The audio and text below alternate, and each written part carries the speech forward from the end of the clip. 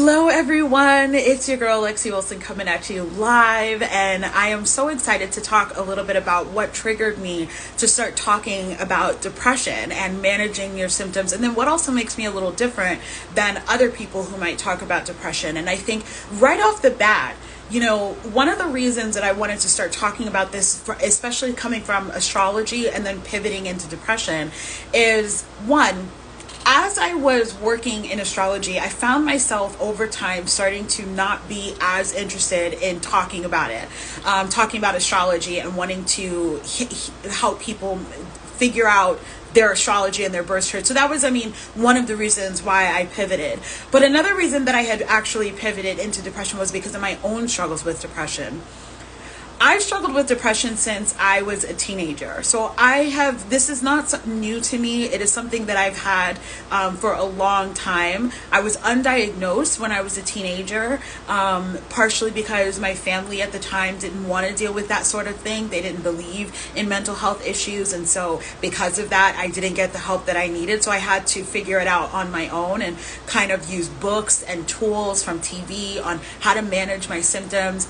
But then the other thing was, once I finally did get a diagnosis for major depressive disorder, it ended up validating me. It ended up making me feel like, okay, finally all of these symptoms make sense. Why sometimes I can go from feeling really high and feeling really happy and excited to all of a sudden just not feeling great for weeks at a time or months at a time.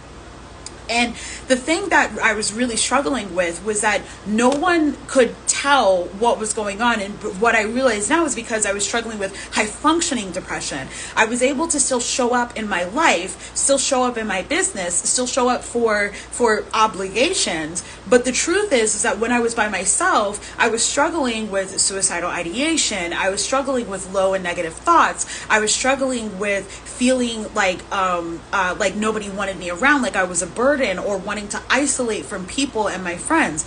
And because of those feelings, I realized that is not only is that depression, but it is high functioning because I'm able to still show up in the rest of my life. That's what makes it different, is that when you're high functioning, you have all of the symptoms of depression, but then somehow you're still able to show up in your life and take care of obligations and do things that you have to do. But at the same time, you're struggling with some deep sadness that goes far beyond the regular average sadness because it lasts for weeks or months at a time. And what I realized is that for so long I was struggling with this, but I was kind of like white knuckling it because I come across as someone who has so much joy, so many things to be grateful for, which I do. And I'm known for my joie de vivre, or whatever that word is, of just being so happy and giddy and giggly. Like even when I was working, a job in social work, I remember my nickname was Giggles because I was always giggly and happy. But the truth is that deep down, I was struggling even then with some pretty dark stuff. And so one of the things that I realized in the last couple of months was, once I started to recognize that I didn't want to work in astrology anymore, and I found myself thinking that, or at least not that I didn't want to work in astrology anymore, but that I didn't want to do birth chart readings as much as I was doing them, that's when I started to recognize that what I really need help with is the depression that continues to come in and out of my life. What makes me different than other people is sometimes people look at depression and they go, this is something that needs to be cured. This is something that needs to be taken care of, and then you can get rid of it and eliminate it, and then boom, right? You take your meds, you do your practices, you do your journaling, you do your affirmations, and then the hope is that it'll go away and it'll never come back. Well, I have found that that's not been the case for me. I have struggled with depression, like I said, since I was a teenager.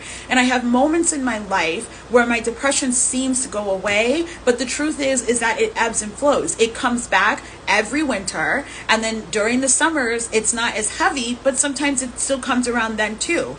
And so I realized that I don't just have seasonal depression that comes around during winter. I have generalized depression, or what we call major depressive disorder, because it's something that can come in and out of my life at whether it's triggered by situations or not. And so what I've learned is, instead of trying to cure it or heal from it, what if I actually accepted that I struggle with depression and then tried to live with it? What if I actually tried to manage my symptoms by taking care of my diet, by moving my body more, by making sure that my relationships are healthy and that I have good boundaries, by making sure that I'm going out? Like, what if I actually, and when my symptoms really get up there, what if I actually tried to manage these symptoms by doing therapy, by doing meds, instead of getting upset with myself that they don't just disappear? And that's what makes me different. That's what made me realize I have something different here, that I'm operating with a different sense of how to look at depression than how other people are looking at it. And so that's what then helped me to pivot into helping people to manage their depression, especially high functioning depression, where you're able to show up in life, you're able to show up in your obligations, but you are still struggling with those negative, low moods, low vibrational thoughts, and you really find that you're having a hard time when you're by yourself. I want to help women who are particularly, even though there are issues with men too, men's mental health matters as well.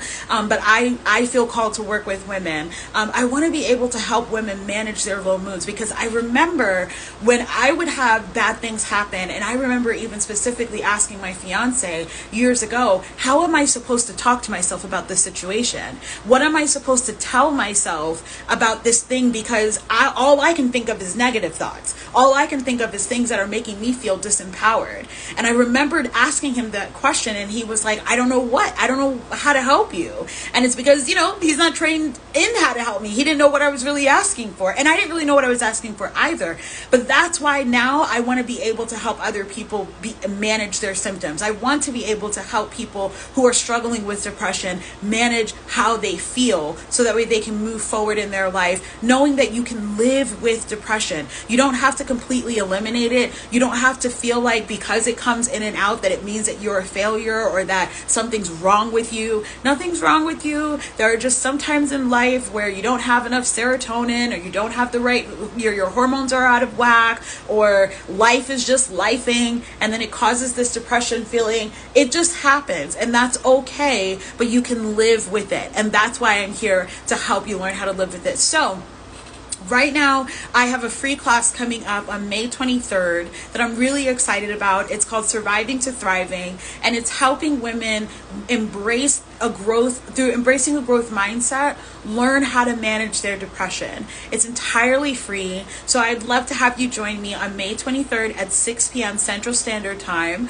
Go ahead to the link in my bio to register, or go to thelexiwilson.as.me/thriving, and you can register there. I only have 5 spots available left, which is great. We have 25 students inside, and we would love to have you there. And the reason why I capped it at 30 was because there's a Q&A at the end of the session, and I want to make sure that I have enough time to actually coach everyone and support everyone through their own symptoms and things like that. And then the cool thing is that when you join us live in person, you'll also be entered into a giveaway to win a 1-hour free coaching call with me when you join live on May 23rd at 6 p.m. So I'm so excited to see you there. I'm excited about this new pivot in my business, and I'm excited about being able to use not only my personal struggles, but also my degree. My degree is in marriage and family therapy.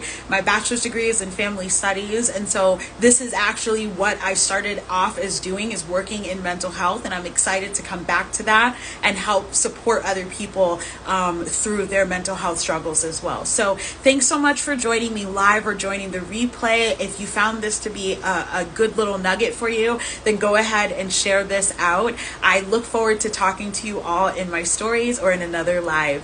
Bye.